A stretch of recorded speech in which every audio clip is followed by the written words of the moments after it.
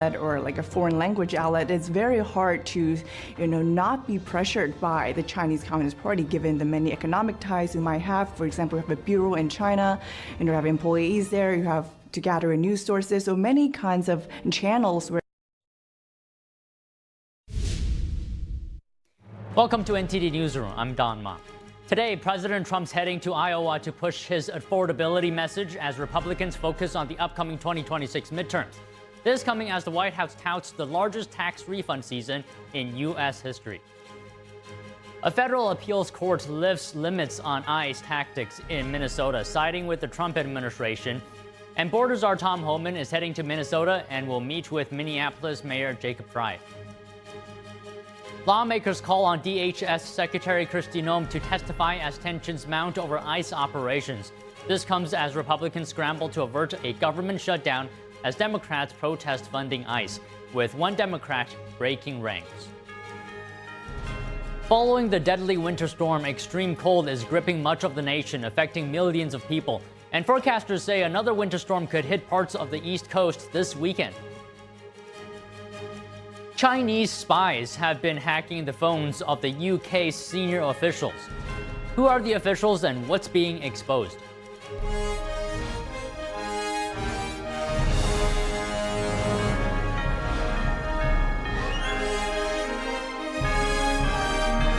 This is NTD Newsroom, live from our global headquarters in New York City. Good afternoon, and thank you for joining us today. And now a look at the latest operations of ICE in Minnesota. A federal appeals court yesterday sided with the Trump administration, allowing ICE officers to detain protesters and use non-lethal munitions and crowd control tools. NTD's Daniel Monahan has more on the ruling. And it reverses a lower court decision that barred officers from taking such actions without probable cause. Judges said the Department of Homeland Security made a strong showing that its challenge is likely to succeed in court on the merits of the case. The three-judge panel noted video evidence showing the difficulty federal agents face. Many protesters get in officers' faces and block their vehicles, then rejoin the crowd, mixing with those who are merely observing or recording. Attorney General Pam Bondi applauded the ruling, writing, "A liberal judge in Minnesota tried to handcuff ICE agents who are enforcing the nation's immigration laws and responding to obstructive and violent interference from agitators. This DOJ will protect federal law enforcement agents from criminals in the streets and activist judges in the courtroom." Border Czar Tom Homan is heading to Minnesota. President Trump wrote on Truth Social that Homan is tough but fair and will report directly to him. Secretary of Homeland Security Kristi Noem called Homan's deployment good news for peace, safety, and accountability in Minneapolis. She said his experience will aid wide-scale fraud investigations and help remove violent criminal illegal immigrants from the streets. And President Trump said he had a very good phone call yesterday with Minnesota Governor Tim Walz, and that the two leaders are on a similar wavelength amid unrest in Minneapolis. Walz called the conversation productive, emphasizing the need for impartial investigations into the shootings in Minneapolis involving federal agents. He also reiterated his call to reduce the number of federal agents in the state. President Trump also said he had a very good phone conversation with Minneapolis Mayor Jacob Frey. The Democrat has been critical of the federal government's immigration enforcement surge in the city. Trump said lots of progress is being made and that White House Border Czar Tom Homan would meet with Frey today. Frey said he appreciated the conversation and that he expects that some federal agents will start leaving the city. The mayor said he would continue pushing for all federal agents to leave. Assistant Secretary of Homeland Security Tricia McLaughlin responded to speculation that Commander-at-Large of the U.S. Border Patrol Gregory Bavino was fired. McLaughlin denied any dismissal, saying Bavino is a key part of the president's team and a great American. Daniel Monahan, NTD News. A judge in Minnesota has summoned the acting chief of ICE to appear in court on Friday. He is threatening to hold the ICE chief in contempt. The chief judge of Minnesota's federal court said acting ICE director Todd Lyons must explain why he should not be held in contempt. The judge said ICE has not complied with dozens of court orders in recent weeks, and the agency missed a deadline to provide a detainee with a bond hearing. In a filing yesterday, he added, quote, "The court's patience is at an end. ICE and the DHS have not yet commented on the judge's order. Federal immigration enforcement in Minnesota has led to a surging number of emergency lawsuits by immigrants who say they were illegally detained. The administration launched Operation Metro Surge in December to target what it calls criminal illegal immigrants. And the First Lady, Melania Trump, called for unity amid the protests in Minnesota. She spoke about the ongoing federal immigration operation this morning on Fox News. Take a listen. We need to unify. I'm calling for unity. I know my husband, the president, had a great call yesterday with the governor and the mayor, and they're working together to make it peaceful and without riots. I'm against the violence, so if we protest in peace. Multiple reports were saying that Border Patrol Commander Gregory Bovino is expected to leave Minneapolis today. Following that news, protests erupted last night in the freezing cold outside a hotel where protesters believed Bovino was staying. Dozens of people gathered, making noise with whistles and other items. In a statement, Maple Grove police say the situation later escalated. They said some people engaged in unlawful behavior and objects were thrown at officers. Authorities said the protest was no longer peaceful and a dispersal order was issued. Police say several protesters were arrested who failed to comply with the order or committed crimes. Amid escalating protests against ICE, the DHS says it is investigating a U.S. citizen who attempted to buy a firearm to kill ICE agents. In a statement today, the DHS said a woman in Kenmore, New York, attempted to buy a firearm on 2 separate occasions. She stated she wanted to use the weapon to, quote, protect herself from ICE agents and also to kill ICE agents.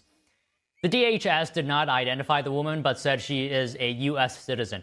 The agency condemned radical rhetoric against immigration enforcement personnel. The DHS said, quote, you will not stop or slow us down. ICE and our federal law enforcement partners will continue to enforce the law.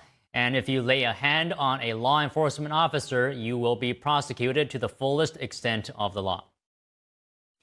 Meanwhile, the FBI is investigating encrypted signal chat groups allegedly used by anti-ICE activists and to track and obstruct federal immigration agents. FBI Director Kash Patel confirmed the investigation yesterday, saying the Bureau is examining information provided by the public about the group chats. Here's Patel appearing on the Benny Johnson show. We immediately opened up that investigation because that sort of signal chat being coordinated with individuals, not just locally in Minnesota, but maybe even around the country, if that leads to a break in the federal statute or a violation of some law, then we are going to arrest people. You cannot create a scenario that illegally entraps and puts law enforcement in harm's way. Now, we will balance the First and Second Amendment constantly, but we have to let the community know that we will not tolerate acts of violence and an escalation and a violation of the federal code. If they broke the law, you should be worried. It's that simple. If you didn't break the law, there's really nothing to worry about. Patel says investigators are using standard tools, including subpoenas and grand juries, to determine whether any laws were broken or violence was encouraged. Patel emphasized the investigation is not about restricting free speech or peaceful protests, nor lawful gun ownership. He said it becomes a federal matter only if individuals incite violence, threaten law enforcement, or otherwise break the law. The announcement comes days after an independent journalist reported infiltrating a signal group in Minneapolis. Activists in the group allegedly tracked ICE and Border Patrol vehicles and shared real-time location updates. Patel said the FBI is leading the effort to determine whether criminal activity occurred. As tensions mount over ICE operations in Minnesota, lawmakers call on DHS Secretary Kristi Noem to testify publicly. And one Democrat breaks ranks with his party as many refuse to fund ICE. NTD's Melina Weisskopf reports.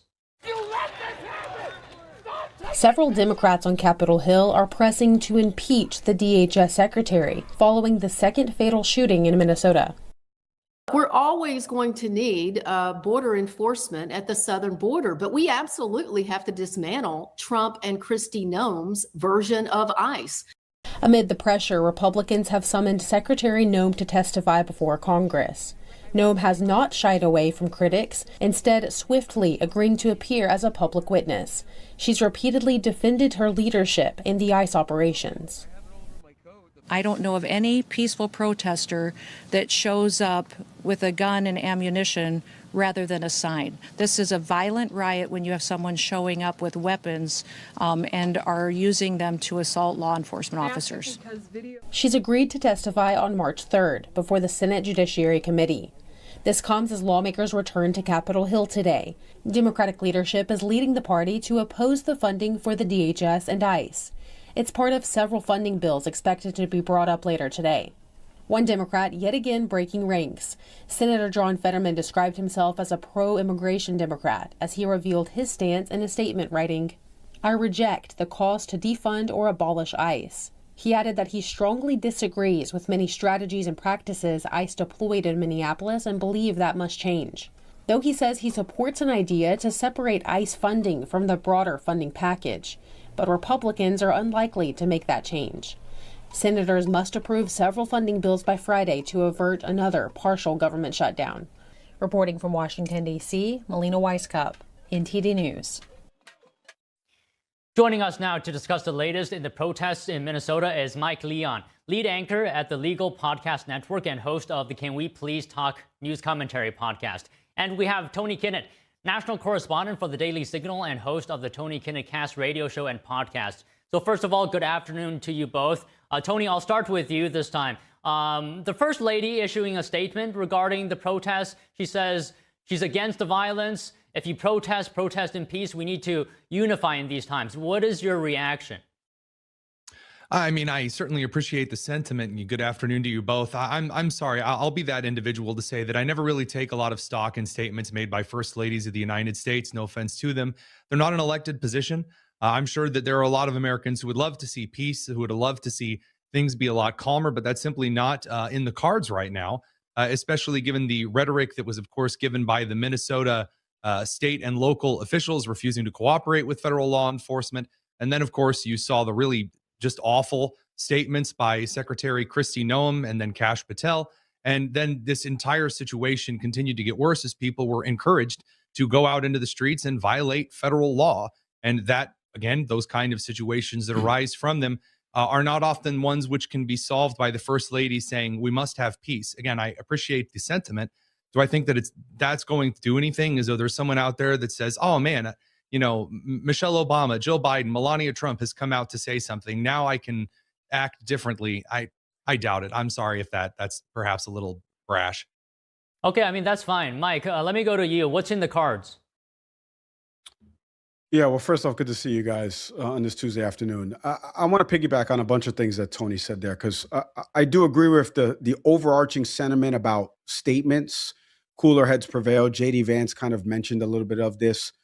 My problem is really rooted on root cause and do we want to solve? What I mean by that is, and I say this as a producer at one of the networks that a lot of people watch that is very conservative leaning, we have got to start stripping out these buzzwords and phrases from the lexicon and the rhetoric, because people start rolling their eyes when it happens. Because if you truly want a solve to what happened in Minnesota, when J.D. Vance went there, the first thing he should have done was had a joint press conference with Mayor Jacob Frey and Governor Tim Walz and talked about the issues. Because the buzzwords and phrases right now are that this person was impeding ICE operations, Alex Preddy, and other people that were protesting across the street from a donut shop, by the way, Don. The problem I have is that we're making it sound like Alex Preddy was standing there armed in front of ICE running into a house full of drugs and illegal immigrants. And he's like, no way, I won't let you pass this door. That's not what was happening. He had a cell phone in his hand. A woman had been pepper sprayed next to him. The cops had already diffused the situation, and then it escalated. We need to strip out the buzzwords and the phrases and realize that what happened on video shouldn't have escalated to that.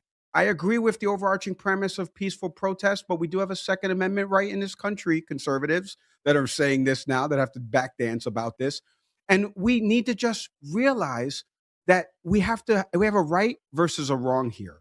We do want to enforce the laws on the books. We do want to let the ICE officers do their jobs and carry out operations that are targeting criminals and people that are here potentially illegally, because unfortunately, like I've mentioned before, it is a crime now to be here illegally. It's no longer a civil offense. It's now criminal in nature. but there's also the people that enforce the laws have to follow the laws. And what happened to Alex Preddy shouldn't have happened. What happened to Renee Good shouldn't have happened, because there was escalations involved in all of these. And we need to figure out how to de-escalate it. That only starts from the top. Leadership stems from the top. It starts with the bipartisanship and the compromise of governors, vice presidents, whoever it is, actually sitting down together and facing the American people together and saying, how are we going to get out of this together? Okay, Tony, here's what President Trump said about the situation involving Alex Preddy. We're doing a big investigation. I want to see the investigation. I'm going to be watching over it. I want a very honorable and honest investigation. I have to see it myself. Tony, I want to hear your comments on the actions of ICE officers. 10 shots were heard. Alex Preddy was pinned down on the ground. What do you think? So I agree with Mike about the, kind of the dissemination of the rhetoric and kind of stepping outside of that. So again, regarding Preddy's incidents, I am going to quibble just a little bit with the premise, because it matters for why he was on the ground in the first place. According to the footage that we have, he was in the street, not just waving traffic by, but also trying to, again, cause individuals almost to hit him as well as others in the road. As much as I would love to rewrite history for that, he is at fault for being in that general situation. Now, here's the other side of that. Yes, absolutely had a constitutional right to carry a firearm. He can carry as many magazines as he likes. As I've already said, Noam and Kash Patel saying stupid things, they're dumb. And I think it's one of the reasons why the Trump administration has sent in Tom Homan. Tom Homan is a very down-to-earth, here's the law, I'm not going to comment on it until the investigation is over. No, I'm not giving you hits. Whereas another one wants to be Barbie. And I think there's a very big difference for that when it comes to a leadership position. As to the actions of the Border Patrol officers, not ICE in this instance, the Border Patrol officers, what appears to have happened, and this is important that we get this right.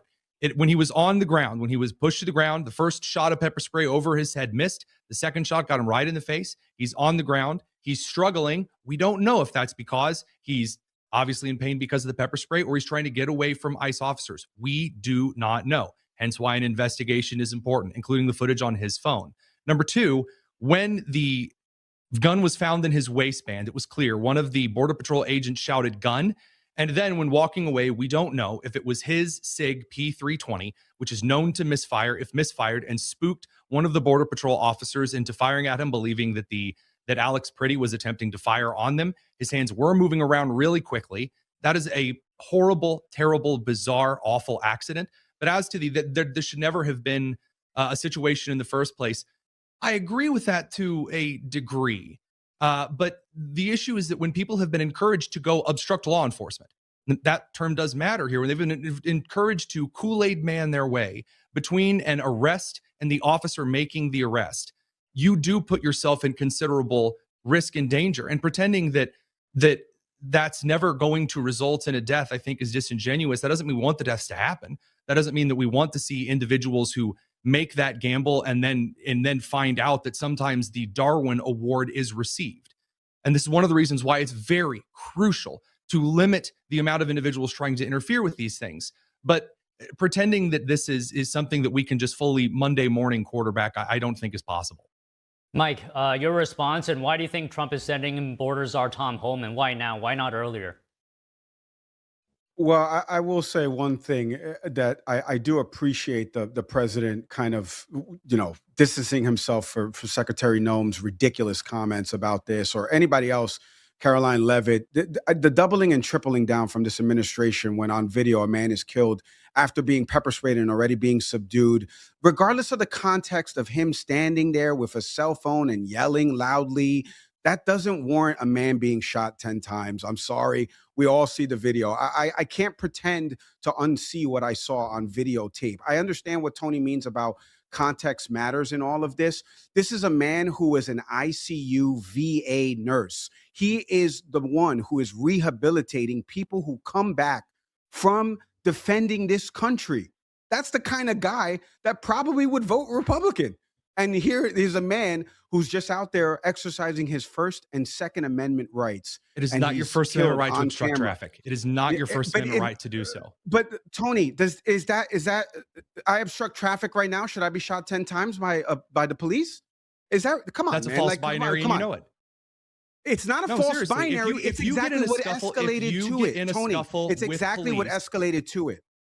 Tony, If I love you, stand in the buddy. middle of the street, do I? No, seriously though, it matters in this context, and I'm glad that we're bringing this up, because if I stand in the street, do I deserve to be run over? Should a driver try to miss me if I'm in the street?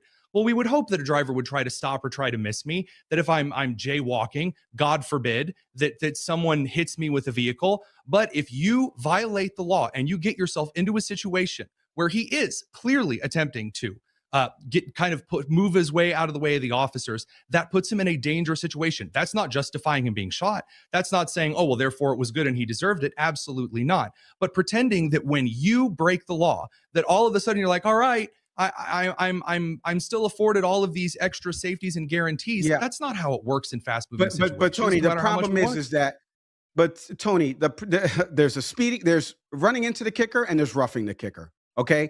In the NFL, there's those two fouls. They look similar, but one's way more egregious. You know that jaywalking, holding a cell phone, and actually directing traffic. By the way, a snowy Correct. He day wasn't just in icy directing traffic. He had conditions. no authority to direct No, traffic. I And understand that, but he was again, shoving his phone in front of the camera in the car when the people were driving by as well. Tony, I want you to, I'm being serious for a second. I just want you to take off the conservative hat for a second. You're telling me that a man who's recording and vociferously using the First Amendment within his right, 10 minutes later, he's pepper sprayed, and exactly, that's what I'm trying to explain to you.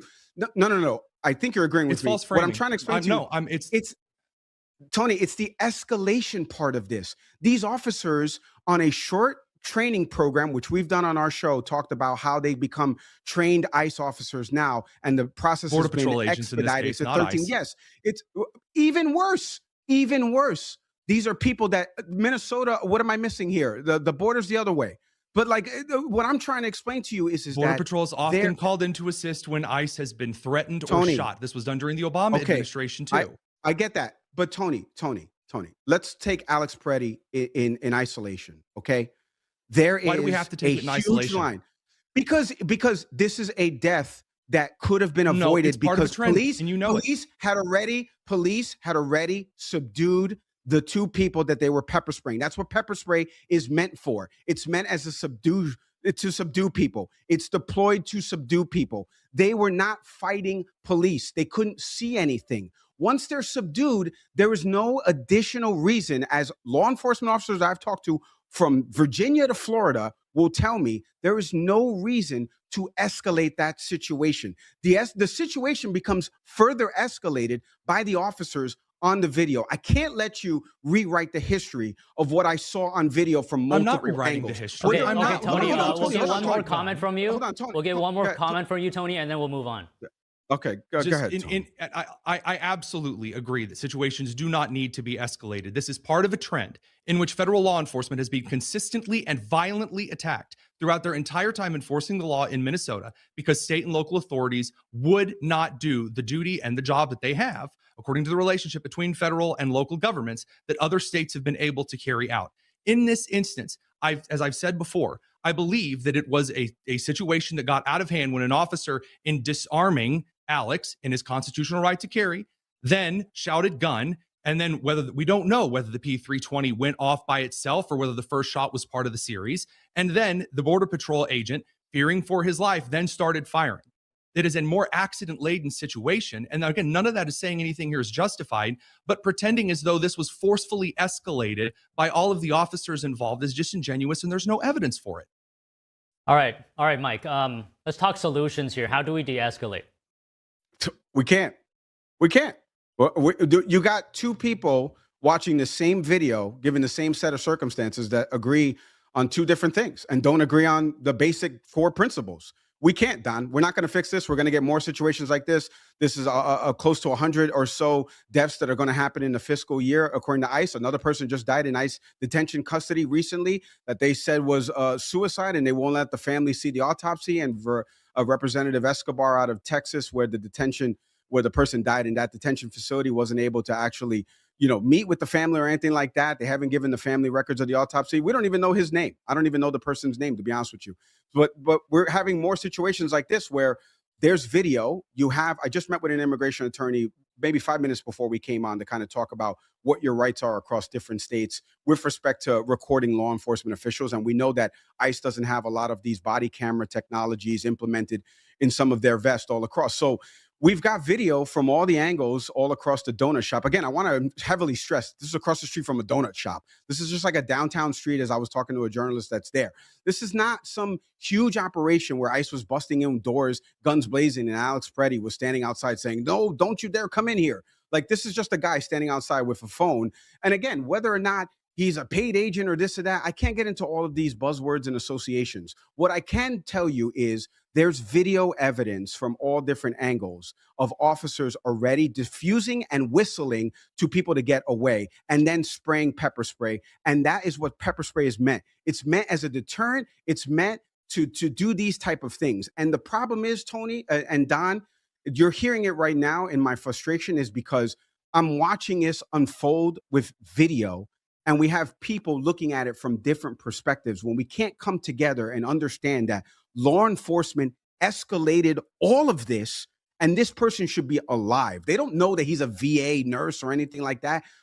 This person should be alive today, and we're seeing it on video. So you asked me, how do cooler heads prevail? They won't, because J.D. Vance and Governor Walz and Jacob Frey, they didn't want to meet together and do a joint press conference and really cool the temperature. That's how you do it. But it's never going to happen because there's more money being made in selling the negativity and all being mad at each other when there's video evidence of it happening. So it's never done. Save the clip, NTD, save the clip. It is never going to change because there's video evidence and there's people arguing on both sides of it. All right, Tony. President Trump said he had a good call with Governor Tim Walz and that the two leaders are on similar wavelength. Are we going to see changes on the ground? I'd love to see changes. I have to agree with Mike, unfortunately, that I don't believe we're going to see significant changes because you have a group in the country right now that is lying to people about what the right to protest is, lying that, oh, you can block traffic if you're just, you've got your phone out in front of you. You can lie to people because you're not going to go out there and die. They'll go out there and die. Oh, they'll go out there and obstruct justice. They'll go out there and assault officers. They'll go out there and do things at prompting by Governor Tim Walz. He'll say, he'll get out there and cause some good trouble. You'll have Keith Ellison call assaulting people, harassing people, and kidnapping in a Minneapolis church First Amendment justified activity. When you have that kind of attitude and you legalize disgusting, violent behavior and prohibit the carrying out of federal law, then you'll get situations at an impasse like this where I don't think, Trump can say he had a great conversation. I'll need to see it because as long as you have people encouraging others to violate the law, to do so, but then call it First Amendmenting is going to end up in more situations like this. I don't think it's going to do that much. Okay, Mike, we have about a minute. Vice President J.D. Vance previously said, if you want changes, talk to lawmakers. Don't target people who are just following orders. What are your thoughts? Well, I'm talking to a few lawmakers coming up on my show. I think one of the things that Democrats have talked about is the funding for ICE. Again, any Democrat that I've talked to is not one of these defund the police or abolish ICE type Democrats. It's really about how do we give people the proper training so that situations don't escalate, so that we kill a 37-year-old, VA nurse who's protecting the troops that are coming back home, that are defending this country. But in terms of like what J.D. Vance said overall, I don't. Does he know that he's the vice president of the United States? Does he know that he has a tie-breaking vote in the Senate? He could be talking to lawmakers as well and helping to diffuse these situations. It goes back to what Tony and I were just saying again, but from different angles. It's really about, if you truly want to come together, the guards have to be dropped, joint press conferences have to be done, true trials have to be done. Look, ICE, you want to go in there? It's now criminal to be in this country illegally. You want to enforce the laws that are on the books. You want to carry out these operations against the bad hombres that are out here in this country. Go ahead, go do it. You have my blessing. Let's do this. You start killing people, right? And people that are protesting peacefully and legally within their First Amendment rights, and you kill them. Maybe we do an investigation and we see if we could get some charges on folks. But nothing's going to change, Don. All right, we have to leave it there for today. Appreciate the passionate conversation, guys. Always. Thank you, guys. Today, President Trump's heading to Iowa to push his affordability message as Republicans focus on the upcoming 2026 midterms. This coming as the White House touts the largest tax refund season in U.S. history. More news after this break.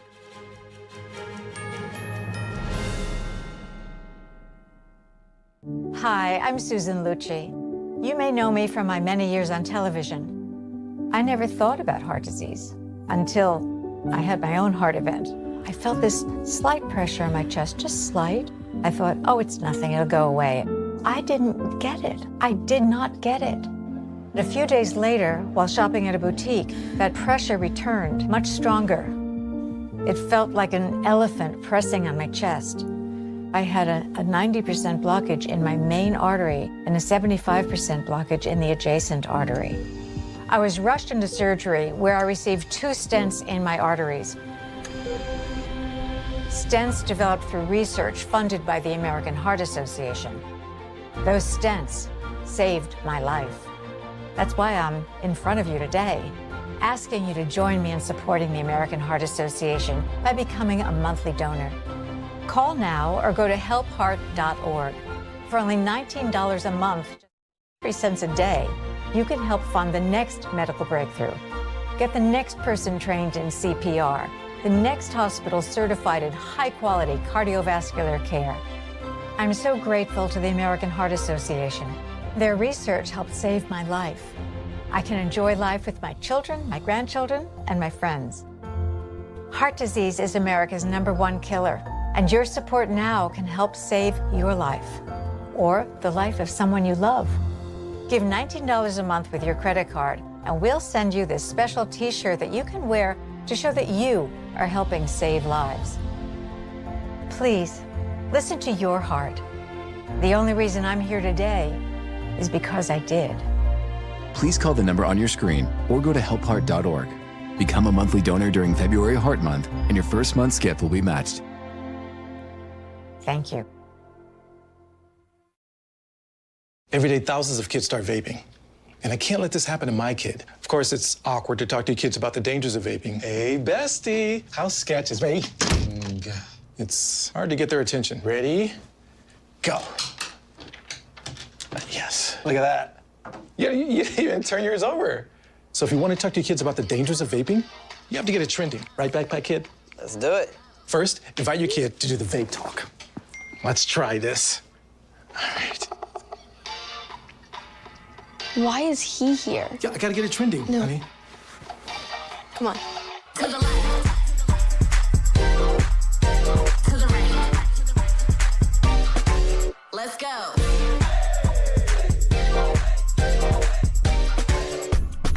Oh, honey, can we talk? Yeah, what's up? I see a lot of your friends vaping. Visit talkaboutVaping.org for tips on when and how to have the vape talk.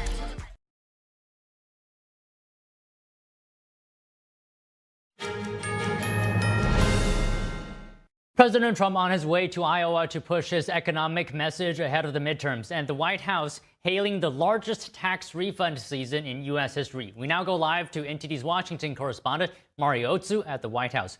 Mari, good afternoon.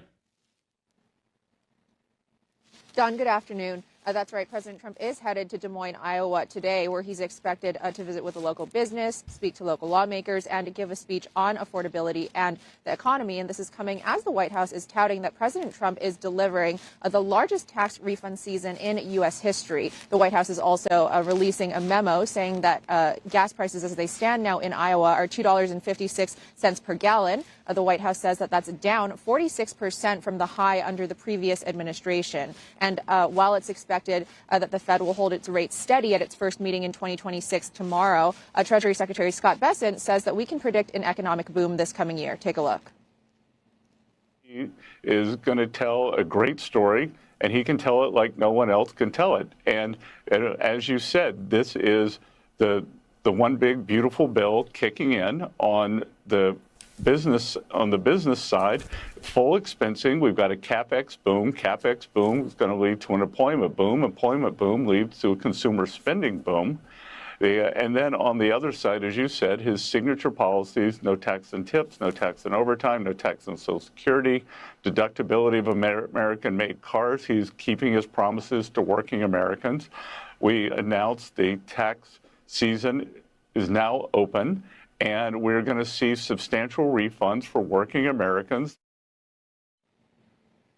And Iowa is still going to go first in the 2028 GOP primary. And last week, President Trump's chief of staff, Susie Wiles, says that President Trump is going to hit the road like it's, quote, 2024, like he's on the campaign trail. Despite him not being on the ballot, the president is now expected to hit one U.S. city per week, ramping up his domestic travel, where he'll be speaking about the economy. And on his way to Iowa, the president said this about Saturday's Minnesota shooting, also confirming to reporters that the Secretary of Homeland Security, Kristi Noem, is not stepping down. Take a look.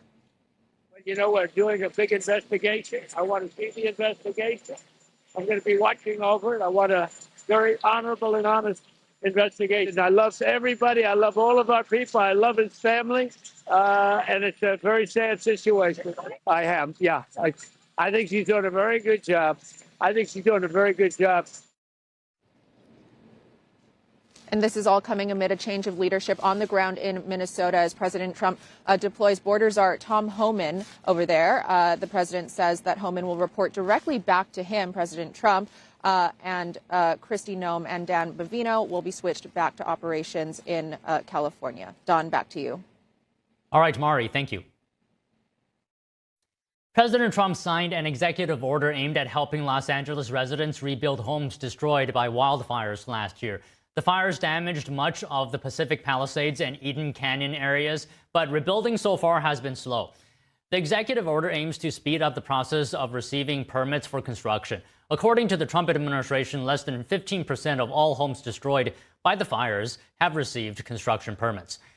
Trump blames local leadership in California for the slow process. The president told the New York Post that he now wants EPA Administrator Lee Zeldin to execute the order and bypass the local permitting red tape.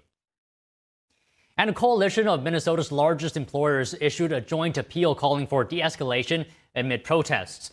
Joining us to discuss is Will Hild, Executive Director of Consumers Research. So, Will, good afternoon. Always good to have you on the show. Now, the CEOs of 60 corporations, that's including Best Buy, Target, General Mills, they represent billions in market cap coming together like this. What is your perspective on this? Does this signal anything? Yeah, I think it signals a marked difference from the way that a lot of corporations reacted several previous times when far-left political activists would try to demand that they, take sides in a heated political debate. We saw this when there was the controversy around George Floyd. We saw this when Georgia and Texas were passing election integrity legislation.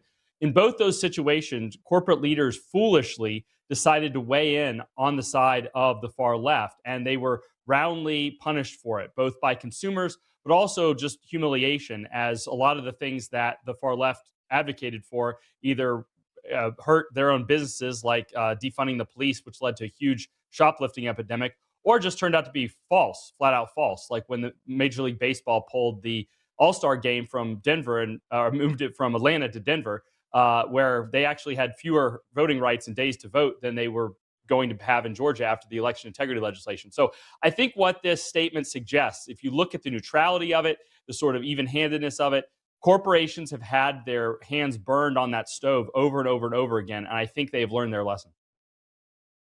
Okay, you're saying they were punished for the position that they took years ago. Can you speak to the specifics of the impact for our viewers? How were they burned?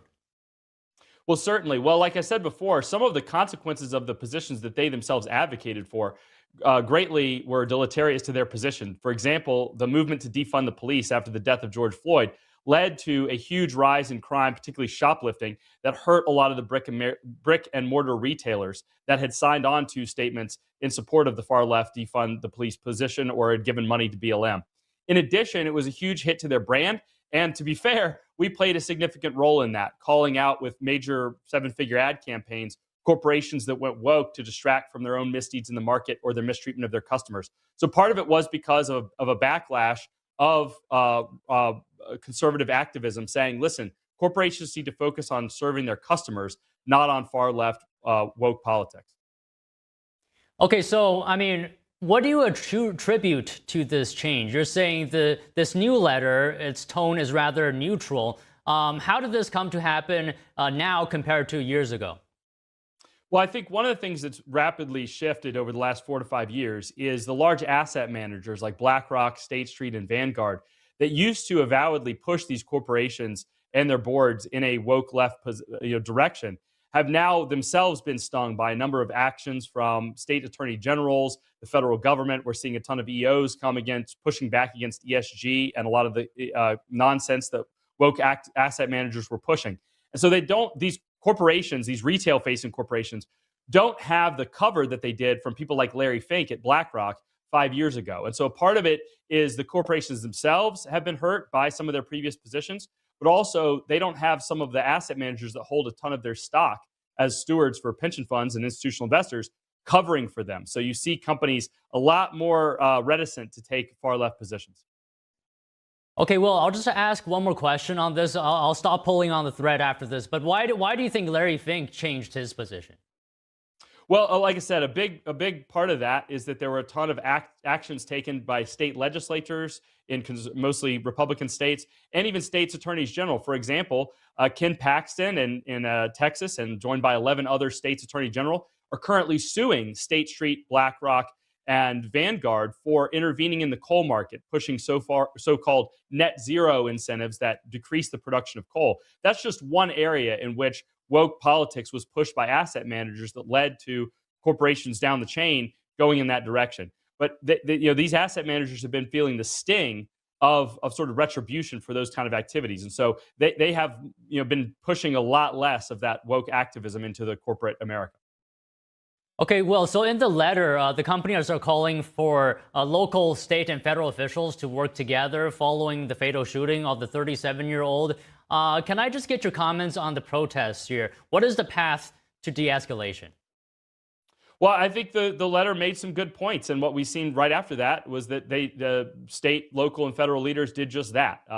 Governor Walz and Mayor Frey called President Trump and conceded that they would allow local law enforcement that had been specifically not cooperating with ICE, requiring support from federal officials, that they would end that policy and that local police would protect ICE as they're going about doing their job. So to that extent, you could say that the letter was successful in pressuring state and local leaders to step up and enforce the law as is their responsibility under their job duties.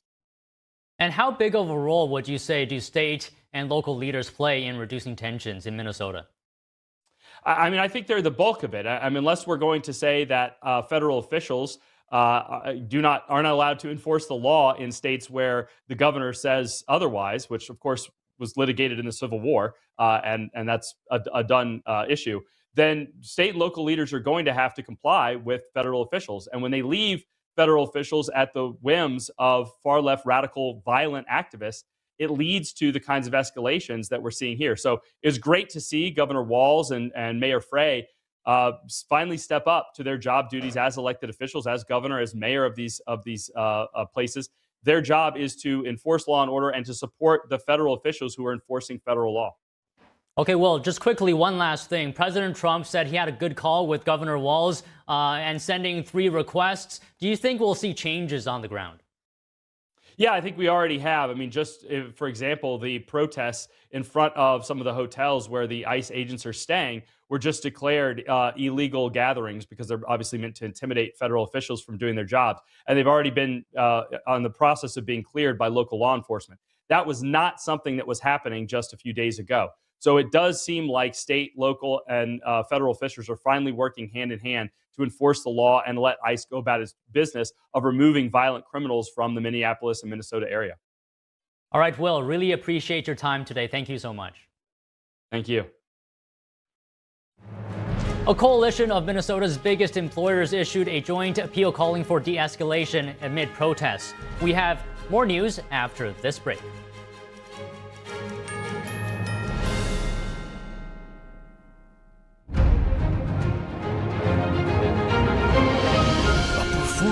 That truly matters for each and every one of us.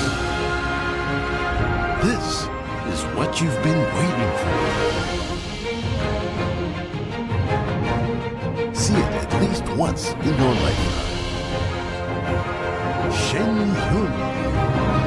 Get tickets now at shenyun.com. What if kids in America didn't have to go to bed hungry tonight? What if our moms, dads, and grandparents could put healthy food on the table every day to help us grow strong? What if all of our friends and neighbors had fresh food too, and there was no hunger at all in America? And what if there was a way today for you to help? Call now or go online to helpfeedingamerica.org and give $19 a month, just 63 cents a day. So many of us don't have enough food to eat, but your monthly gift means families across the country and in your community can fill plates with food. Kids can get healthy meals year-round, even when school's out, and our neighbors can have fresh food. Food that moms, dads, entire families need to thrive. But right now, more people are facing hunger. Feeding America works from coast to coast with partner food banks, food pantries, and meal programs. It takes all of us to make that happen. Will you help too? Please call the number on your screen or go online to helpfeedingamerica.org and give just $19 a month, and we'll send you this free canvas grocery bag. It's our way of saying thank you for helping to end hunger for our neighbors. Because no kid, no mom or dad, nobody should go hungry in America. Nobody. So what if today was the day you could help nourish futures for our friends, our families, for all of us? Ending hunger is possible. What if we end it together? Call or give online today at helpfeedingamerica.org and your gift can be doubled. Thank you. Do you feel overwhelmed by the constantly changing real estate market? You're definitely not alone. So many of our clients feel the same. That's why who you work with matters. I work with HomeLight to get the best deals for my clients. Whether you're looking to sell for the right price or hunting for that dream home, let's make your real estate experience smooth and rewarding. Start your journey at homelight.com today.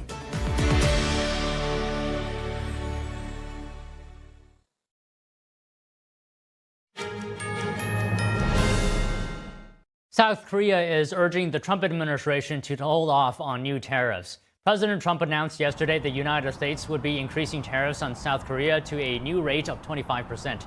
Trump has threatened tariffs on autos and other imports, blaming a delay in enacting a trade deal agreed to last year. South Korea's Democratic Party said 5 bills that would invest in the U.S. are now pending committee review. The party is pushing to accelerate the process but did not give a timeline for a parliamentary vote. The president of the European Commission, Ursula von der Leyen, hailed what is being called the mother of all deals after signing a landmark trade deal with India today. The announcement came after von der Leyen, the European Council president, and India's president finalized their EU-India summit in New Delhi.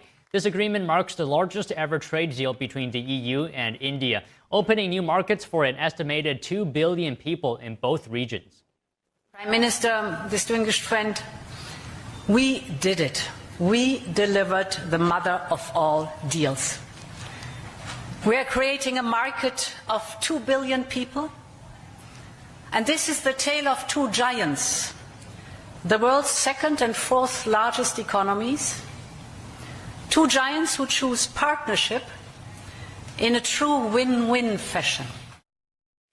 President Trump says Iran has repeatedly reached out to his administration seeking talks as the U.S. ramps up military pressure in the Middle East. Trump says Tehran has called on numerous occasions, adding they want to make a deal. The president confirmed the deployment of the USS Abraham Lincoln Carrier Strike Group, describing it as a deterrent near Iran. U.S. Central Command says the carrier group is operating in the region to promote stability as tensions rise. And the U.S. is also expanding sanctions on Iran's oil trade. Meanwhile, Iran-backed Houthi terrorists on Monday hinted they were ready to resume attacks on shipping in the Red Sea. That followed a warning from the Kataib Hezbollah in Iraq, another Iran-backed terrorist group. As concerns over Iran persist in the United States, voices north of the border are growing louder. On Sunday, large crowds gathered again in downtown Vancouver, Canada, rallying in support of Iranians opposing Supreme Leader Ali Khamenei's rule. and urging international action, including calls for military assistance. Let's take a look. On Sunday, Iranian Canadians and supporters gathered at Vancouver's Torch Plaza, holding moments of silence to honor those killed in protests in Iran, as they denounced the violence carried out under Iran's leadership.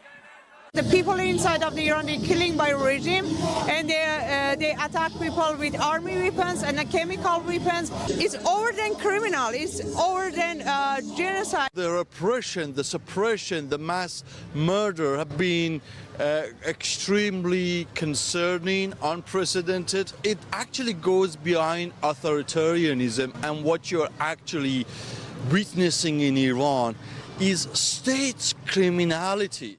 Protesters held signs and chanted slogans, voicing support for those still protesting in Iran and calling for the removal of Iran's ruling leadership, demanding freedom for the Iranian people. We are here to end this regime, and I believe we can do it and change the regime after 47 years, hopefully. We are going to fight for you as much as we can to have any chance of saving as many people as we can. We want them to have freedom of choice. We want them to be able to pick their new leaders. We need reform. Rally participants urged countries around the world to strengthen sanctions and support those continuing to resist inside Iran. The regime happens to be the largest sponsor of terror worldwide. The regime's assets abroad must be frozen. Its access to its ships that operate undercover in international seas, that must be blocked. The ways that the regime is able to generate proceeds for basically fueling its criminal machinery, all of those must be blocked. The regime's machinery of repression must be eliminated, must be dismantled, and that can only happen by military intervention. NTD News, Canada. In the UK, a Chinese spying operation has been hacking the mobile phones of senior London officials for years, according to The Telegraph. NTD's Arlene Richards has more. A UK news outlet has reported that senior officials' conversations with Beijing were hacked by a Chinese spy operation between 2021 and 2024. The Telegraph said on Monday the hacking exposed the communications of the closest aides to former Prime Ministers Boris Johnson, Liz Truss, and Rishi Sunak. Well, it's not surprising at all, and it follows hot on the heels of a whole bunch of confirmed cyber attacks on the UK. NTD could not independently verify these claims. It's unclear whether the breach included the mobile phones of the prime ministers themselves. However, the Chinese spying operation known as Salt Typhoon is suspected to be ongoing, which raises the possibility that the current Prime Minister, Sir Keir Starmer, may also have been exposed. Starmer is flying to China on Tuesday in an effort to secure trade and investment with Beijing. Critics have accused Starmer's Labour Party of jeopardizing national security by taking a soft line on hostile Chinese activity. We now have this uncritical engagement with China, with Keir Starmer going to China, lowering the drawbridge and really offering quite a lot in return for what will be very little. The UK security service MI5 alerted the British Parliament last November about the threat of Chinese spying. If spies weren't able to listen in on calls, they might have gained access to metadata, which provides information on who officials were communicating with. The Downing Street hacks are part of a larger global operation that targets multiple countries, including the United States. Arlene Richards, NTD News. Shenyun Performing Arts is touring in California and just finished a stop in downtown Los Angeles, bringing traditional Chinese culture to life in front of thousands of audience members. NTD is a media sponsor of Shenyun and has been covering audience reactions since 2006. Here's a look at what audience members had to say about the show. Shenyun Performing Arts closed out performances at the Music Center's Dorothy Chandler Pavilion in downtown Los Angeles, California on January 23rd through the 25th. Audience members were impressed by the skill and artistry of the performers. Absolutely fabulous. Yeah, I texted my co-workers, my assistant director, and told her it was one of the most impressive dance shows I've ever seen. I think a lot of femininity has been lost in the modern dance scene, and so to see that on full display here, with, like you said, the delicate, the elegance, not afraid to just be feminine, how, God made us. it's okay. It's okay to dance like women. It's very seamless. The 3D backdrop just seemed like part of the set, and the interaction when they connect with the backdrop, it just seems seamless, and it was really well done. Based in New York, Shering has been touring the world since 2006 on a mission to revive 5,000 years of traditional Chinese culture from before communism. Shering also shines a light on the Chinese Communist regime's persecution of faith and human rights abuses, one of the main reasons they cannot perform in China to this day.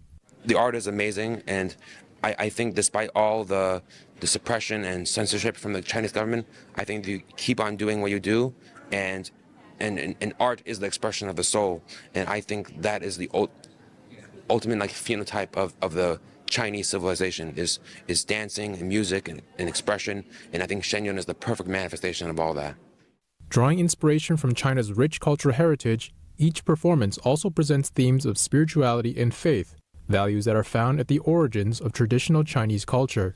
I think it's visually appealing, visually stunning, but it reaches your heart in a way that a lot of it's not overly indulgent. I think so many modern dance companies are so overly indulgent and driven by the self and personal glorification, and this was not on display. And so I think you get to see, just like you said, the creator, the beauty that he created on this planet for us to all be a part of. I think that's what's going to heal people. I loved it.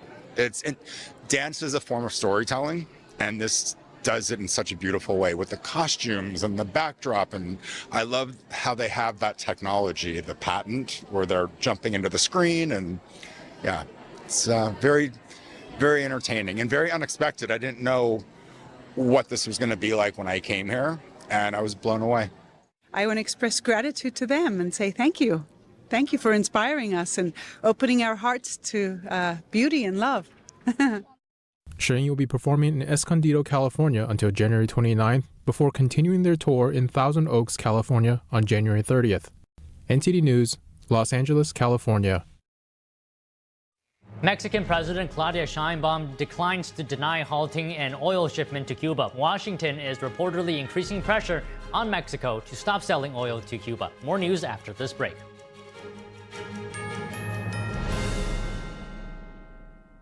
Whispered across generations, a hidden secret unveils the essence of longevity and vitality, a timeless legend regarding energy and wonder.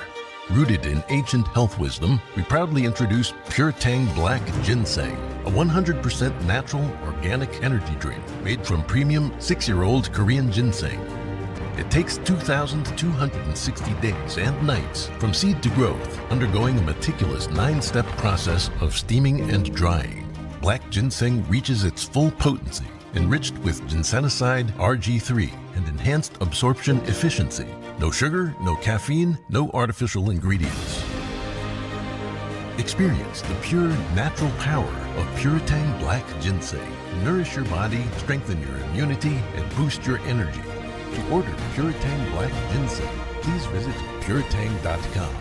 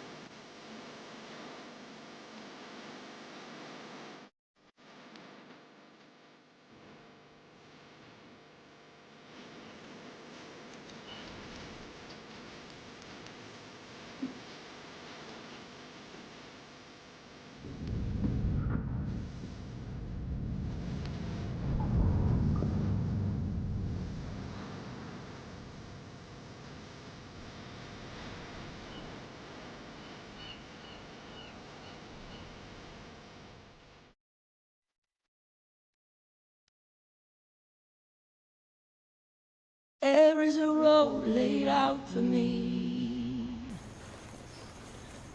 Boxes everywhere. And this is going to be Addie's room. I am blind, you're really gonna like it. I hope so. Yeah. I know this road is there for me. There is a long way. First night here, but Amy seems cool. Ways down by the river. I am blind, but I need not see. I got this.